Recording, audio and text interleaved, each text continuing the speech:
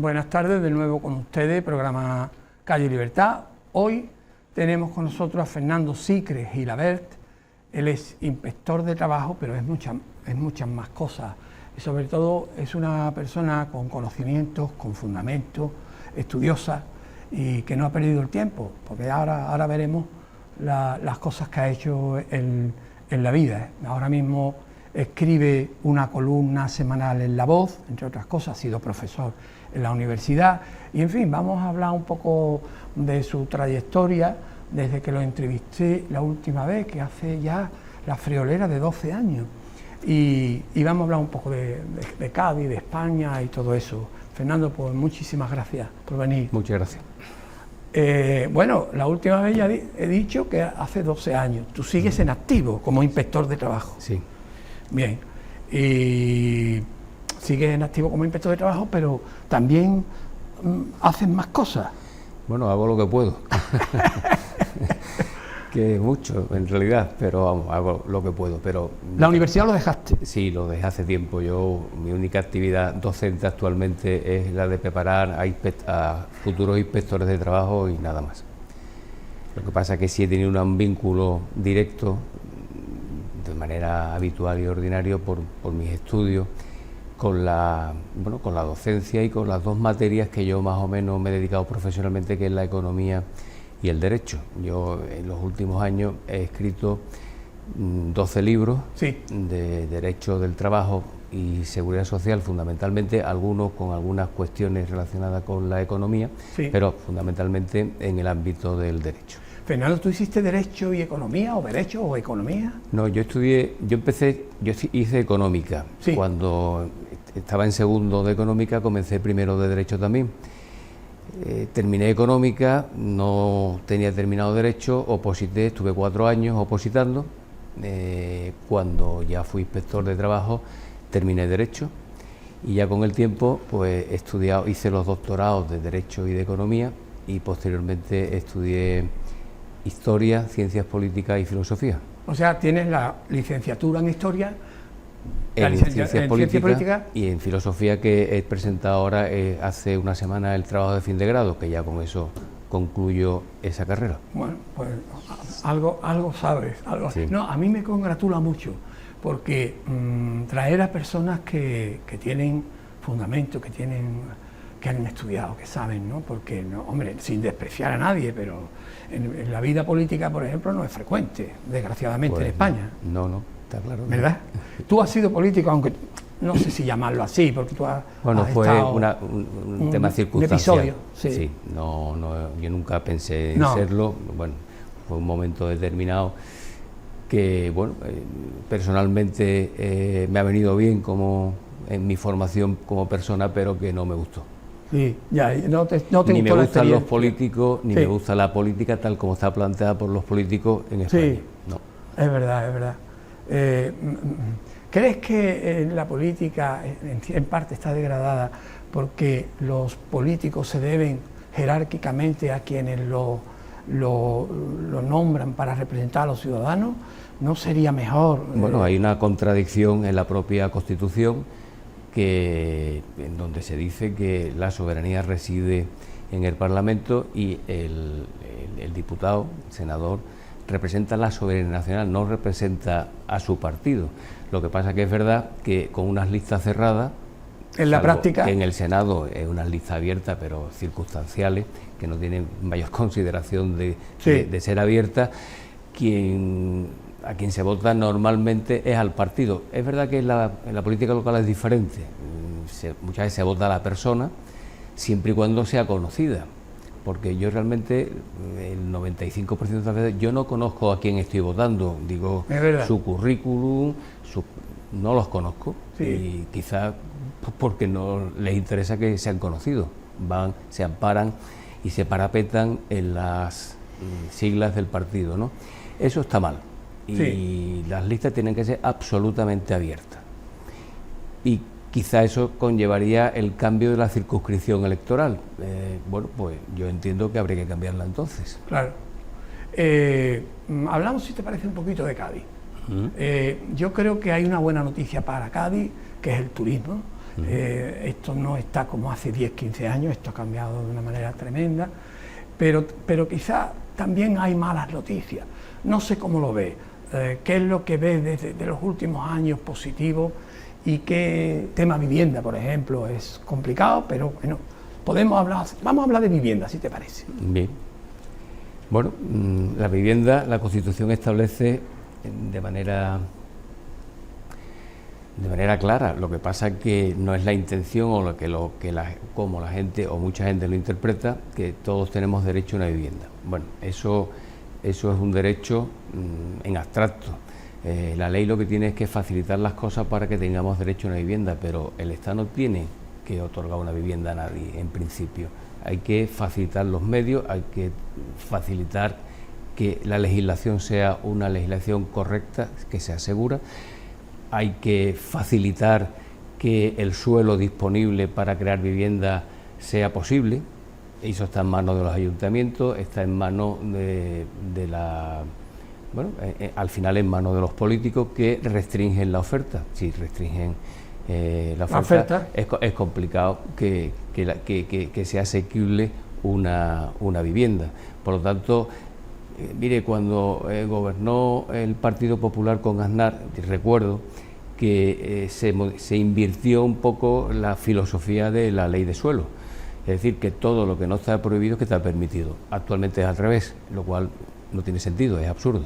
Sí, lo que hace es dificultar la oferta, y exacto. Si hay menos oferta, los precios inevitablemente suben. Exacto. Entonces, y desde luego lo que tú has dicho es sagrado. No se trata de tener derecho a que los demás nos paguen una vivienda, sino a crear las circunstancias, la política, para que eso se dé así, pero que sean los ciudadanos los que... Sí. Vamos a ver, la presión fiscal en España es altísima, es decir, que la solidaridad impuesta y exigida por los poderes públicos a partir del reparto de la riqueza vía impositiva o vía seguridad social es excesivamente alta. Entonces, lo que no se puede es pretender también que, como consecuencia de todo eso,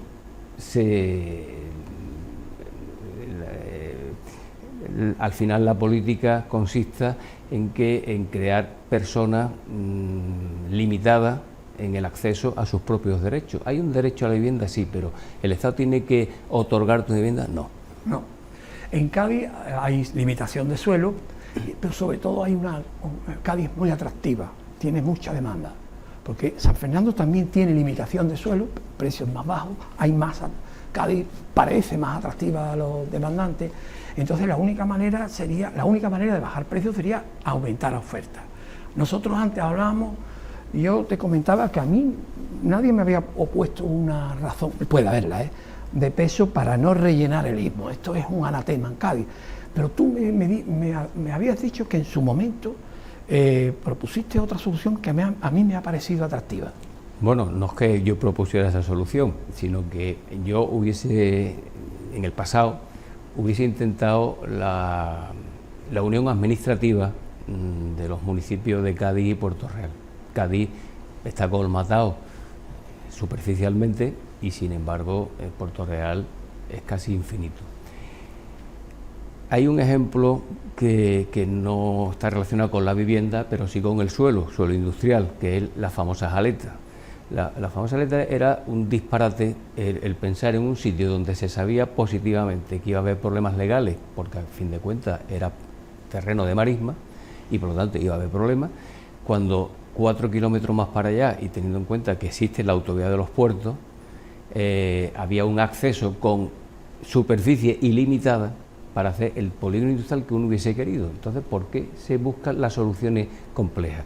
Yo creo que la política en España muchas veces, yo lo he dicho en repetidas ocasiones, parece que los políticos lo que quieren es hacer las cosas difíciles, caras e ilimitadas en el tiempo. ¿Por qué? Bueno, algún beneficio sacarán por esas 3 condiciones, digo yo. Sí. Fernando, algunos proponen más protección de viviendas en Cádiz. En Cádiz hay mucha vivienda protegida, ¿no? Y quizás eso haya influido también en la alza de los precios, ¿no? Pues todos tenemos derecho a vivir y en lo posible donde uno quiere. Pero yo quisiera vivir en Madrid, en la calle Serrano, pero yo no puedo. Por lo tanto, tengo que buscar, conforme a mis posibilidades, donde yo podría vivir. Cádiz tiene la superficie, como digo, absolutamente colmatada. Bueno, el urbanismo el que tenemos es el que hay. Yo no hubiera hecho esas pantallas de casa que impiden que el viento pues haga su función natural de aporte de arena, por ejemplo. Hubiese hecho una ciudad hacia arriba y separada en los inmuebles, y por supuesto un respeto absoluto en el casco histórico. Claro. La parte nueva a mí personalmente no me gusta, en Portatierra, pero bueno, es lo que hay, ¿no? Y hubiese hecho otro tipo de urbanismo absolutamente diferente. Cádiz lleva mucho tiempo que está de moda, pero no es Cádiz la ciudad, es Cádiz y la provincia. Sobre todo es que es una provincia especial, que es simpático, y la gente en Madrid pues te dice, es usted un afortunado porque vive usted en Cádiz. Cádiz, en el puerto, en Jerez o en Zahara de los Atunes, sí, da igual. A la gente le gusta Cádiz y eso hay que aprovecharlo. Y que duda cabe que el turismo es una parte importante de todas esas cosas. Bueno, tenemos que facilitar que el turismo sea posible, pero que sea un turismo en donde al final el turista se sienta satisfecho, y que esto no sea que no se venda el turismo al peso, sino que sea un turismo donde la gente viene, se gasta el dinero y merece la pena que ese turista venga aquí, porque no merece la pena cualquier turista. Yo lo veo así, al menos. Entonces, ¿qué es lo que hay que hacer? Pues, en primer lugar, un sector absolutamente preparado. ¿Existe ese sector preparado? Me estoy refiriendo a la hostelería, a la parte trabajadora, a la formación. A la formación. Pues no existe. No existe. Es una desgracia que tenemos, porque tenemos el lugar idóneo, pero tenemos gente cualificada para acometer eso. Pues no. ¿Es que hay que pagarle más? Posiblemente.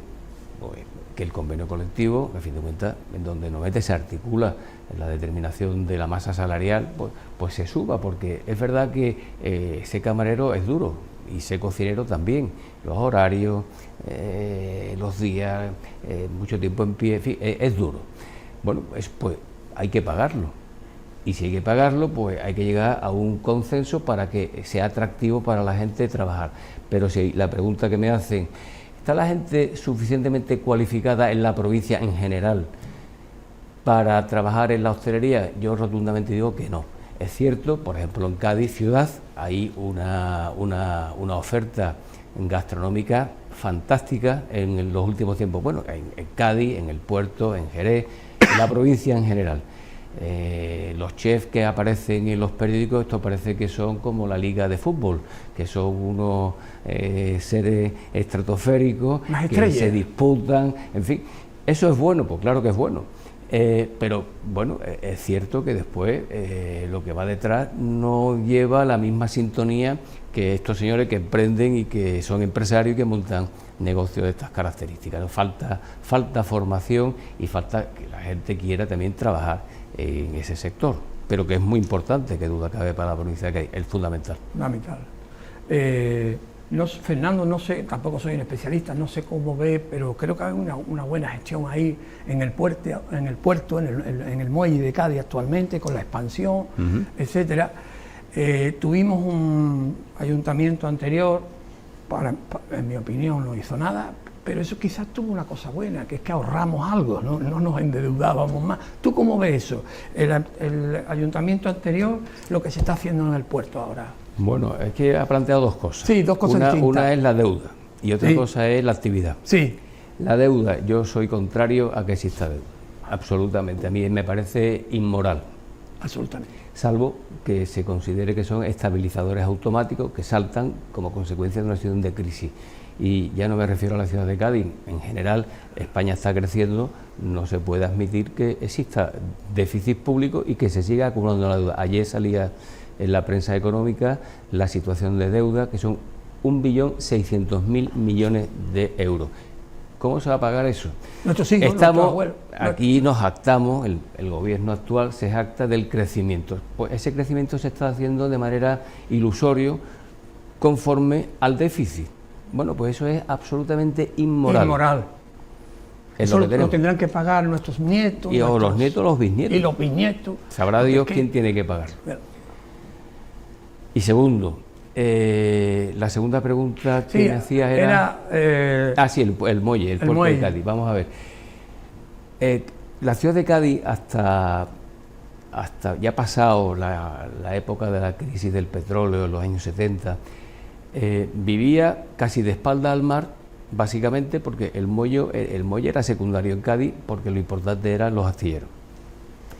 Los astilleros con el tiempo perdieron sustancia empresarial y hubo otra empresa que está instalada en Palmones, en Algeciras, muy importante, que digamos tomó un poco el banderín de enganche de los temas industriales en la provincia de Cádiz.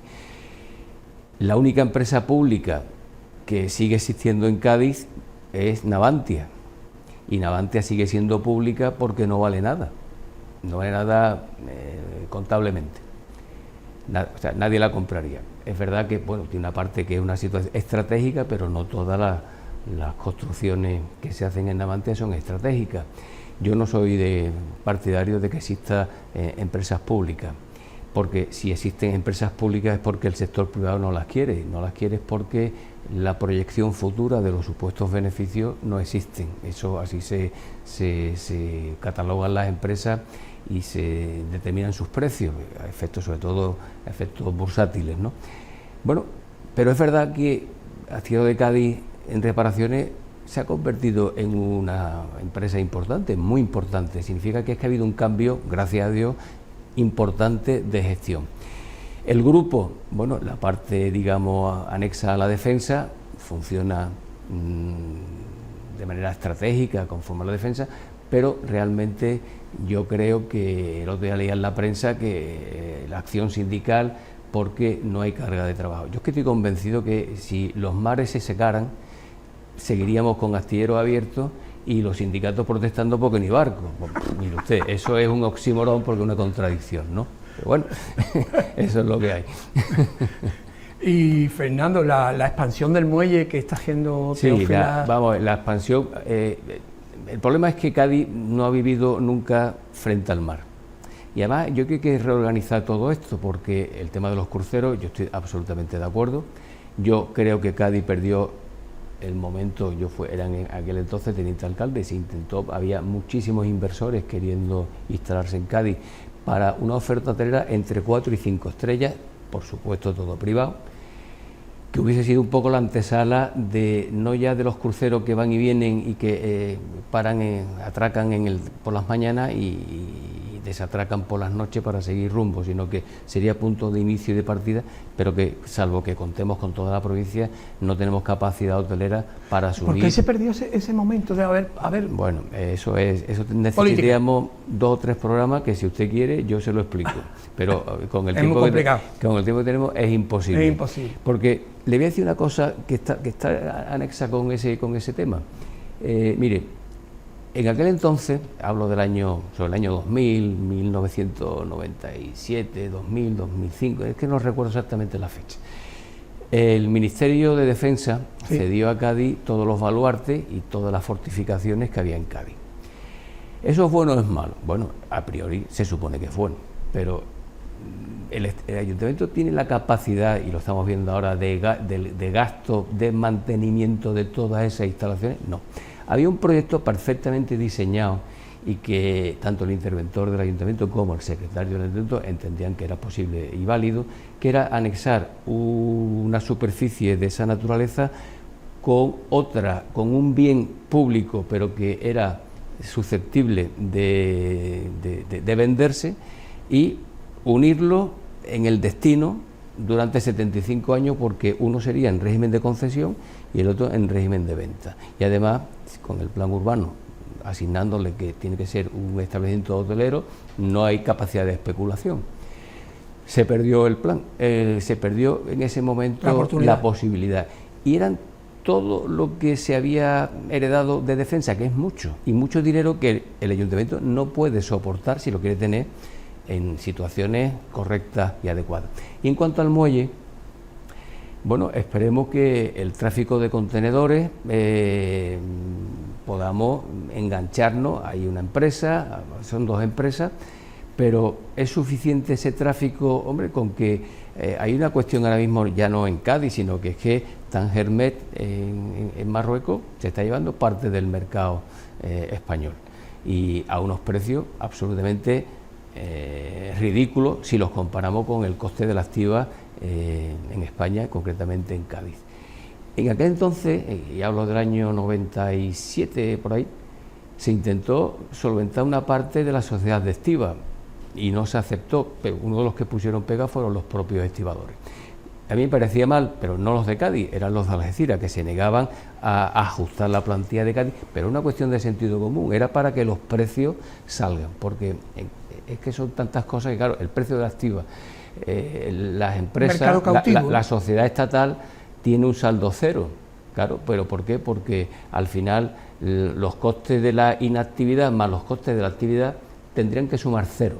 Bueno, eso no es ningún tipo de gestión correcta, es que eso te lo está exigiendo la propia dinámica de la constitución jurídica de esa sociedad. Entonces, con unos costes de activa excesivamente altos, demasiado rígidos, pues, en fin, el tráfico de mercancías en general no era el más adecuado. Si somos competitivos, y por lo tanto nuestras empresas son eficientes, podemos optar a una serie de tráficos que no estén concentrados en la zona de tránsito natural, que es el estrecho, entre Algeciras y Tánger. Yo espero que así sea, porque Cádiz, mucho más importante en mi opinión, que los astilleros, son los muelles. Fernando, nos están diciendo que nos quedan 5 minutos. Pensaba hablar un poco de la situación política nacional. Bueno, no sé si hablar o llorar los dos aquí un poco, pero en fin, vamos a analizar, bueno, no sé, vamos a poder decir poca cosa, pero por el tiempo que tenemos, pero este gobierno yo creo que es de lo peor que hemos tenido, ¿no?, en la historia. Bueno, yo lo explicito todos los lunes en mi artículo, sí. Entonces yo creo que desde luego nadie me puede decir qué pienso, porque está clarísimo. Me desnudo semanalmente. Es una desgracia que nos ha caído tener el gobierno que tenemos, yo se lo digo abiertamente. Mire, no podemos, el tema, hay varias cuestiones. Fernando, háblame de tú. El tema es que ya me acostumbré. ¿Estás acostumbrado? No, es que yo era inspector con 24 años. Y vale. Me dijo mi jefe en aquel entonces. No, está bien. Habla siempre de tú y de usted, y siempre ponte una corbata, porque eres muy joven y es la forma de poner. Está bien. Y claro, ya uno se acostumbra y salvo que... Es imposible. Si yo me tomo 4 o 5 copas, a la quinta te hablaré de tú, pero... Venga, vale. Pero, entre tanto, es que no me es posible, ¿no? Venga. Bueno, lo que estaba diciendo es que, primero, el tema económico. Bueno, el tema económico, estamos creciendo, creo que eso es en torno al 2%, sí. Pero estamos creciendo porque estamos asumiendo un déficit que estamos incumpliendo. Primero, estamos incumpliendo la Constitución, el artículo 135, estamos incumpliendo las directrices que vienen de Bruselas y nos van a hacer una medio intervención que yo, de verdad, que me gustaría que nos intervinieran. Claro. Y porque a los que intervinieron en su día, que aquí hubo una intervención bancaria, aunque no fue una intervención general, pues mire, Irlanda es el país casi más importante del mundo a nivel de crecimiento y a nivel de bienestar general. Los países bálticos nos van a rebasar en estos próximos 2 años en renta per cápita, cuando aquí casi nos reíamos de los países bálticos. Grecia, a pesar de sus problemas, ha enderezado un poco su rumbo, precisamente porque ha ordenado la cuestión económica. Y eso es un lastre. Ayer venía la noticia, bueno, ayer no, toda esta semana, de algo que se sabe por todo el mundo, que es el tema de la seguridad social. El déficit de la seguridad social comporta aproximadamente la mitad del déficit del Estado. Es absolutamente insostenible. Y va a ser insostenible durante los próximos 20 años, que es cuando la generación del boom, por la esperanza de vida, empezarán a fallecer. Pero eso es una cuestión económica.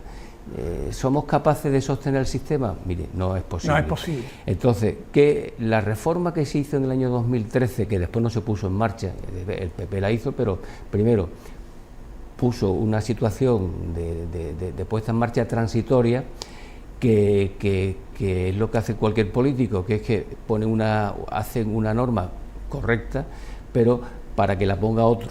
en marcha, o ellos en una siguiente legislatura, había dos instituciones, que era el factor de sostenibilidad y el índice de revalorización de las pensiones. Ninguna de las dos cosas existen. ¿Qué es lo que ha pretendido el ministro actualmente? En el fondo es lo mismo, porque cualquier reforma necesita restringir.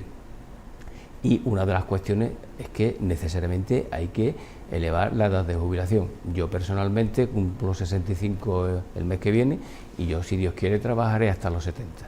Porque yo soy de esta generación cuya esperanza de vida son 80 y tantos años, sí, y que el coste que supone para una persona la seguridad social, la financiación es equivalente a 1/3 de los 2/3 que consume. Significa que cuando se dice, bueno, es que yo tengo un derecho a mi pensión, bueno, la ley establece un derecho subjetivo a la pensión porque lo dice la ley, y la Constitución lo que dice es que las pensiones serán suficientes, y en concreto la pensión de desempleo, no habla de las otras pensiones, habla en general. Es decir, hay un derecho económico a la pensión, pero que la ley lo desarrollará. Es decir, la gente no puede conectar, es un error. Lo que pasa es que yo entiendo humanamente que se haga así. Yo he cotizado, yo tengo derecho, ¿sí? Tienes derecho conforme a lo que diga la ley. ¿Podemos soportar el déficit que estamos incurriendo anualmente ahora mismo desde hace ya 6 años, o quizás más? Desde el año... Bueno, todos los problemas empezaron en el año 2011, sí, en relación con el déficit. ¿Somos capaces de sostenerlo? Mire, la ley de 2013 del factor de sostenibilidad y del índice de revalorización era correcta. ¿Por qué? Pues porque abarataba la deuda, abarataba, digamos, la nómina de las pensiones. No se hizo. Algo hay que hacer porque Europa ya lo ha dicho, que no está de acuerdo con las reformas que se han hecho. Y esto inevitablemente nos lleva al déficit y a la deuda pública. Y entiendo que son cuestiones totalmente inmorales.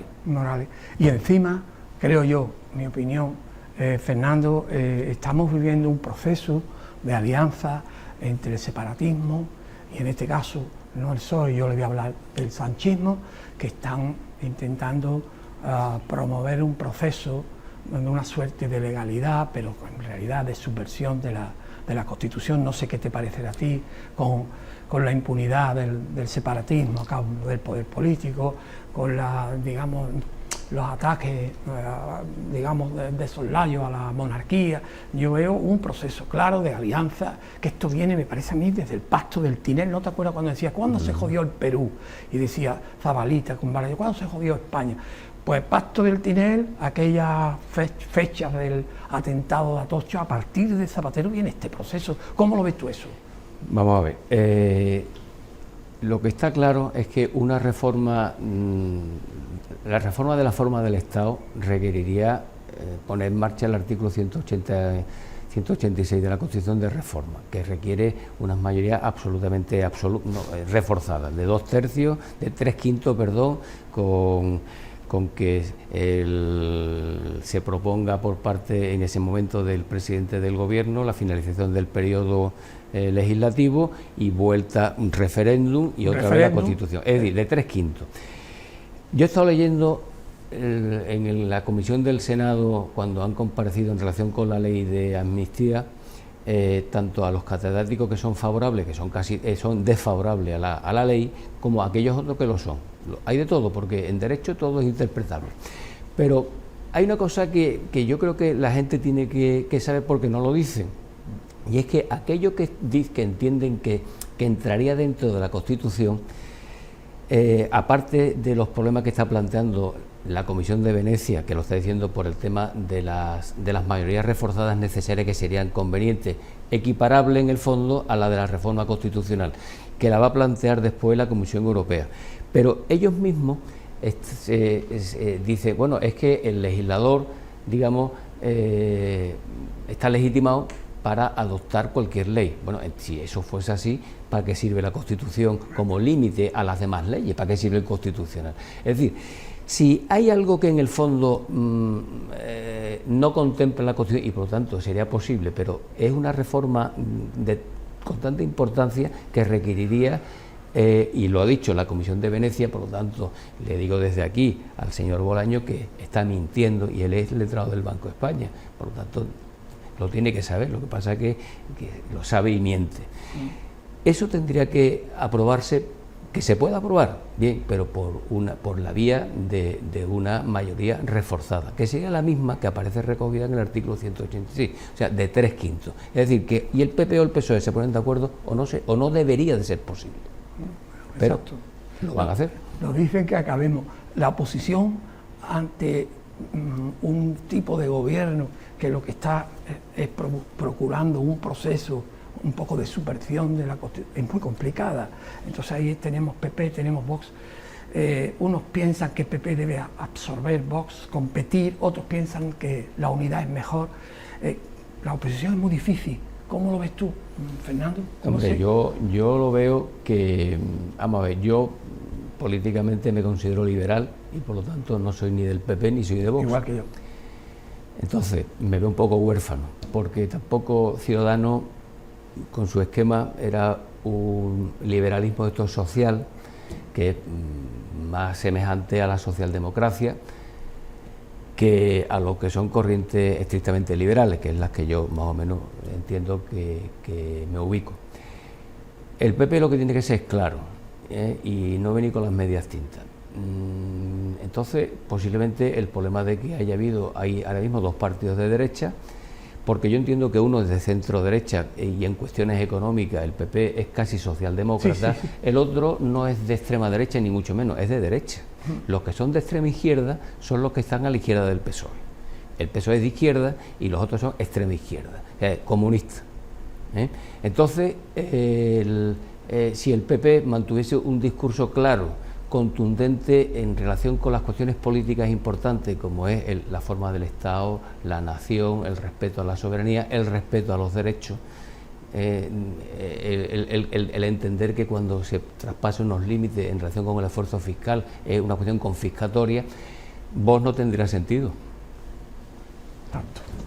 Fernando, estaría contigo aquí un montón de tiempo porque es que hay tanto de qué hablar, pero bueno, podemos venir otro día, si te parece. Claro que sí. Que muchísimas gracias por estar hoy aquí y muchas gracias a ustedes y hasta el próximo programa.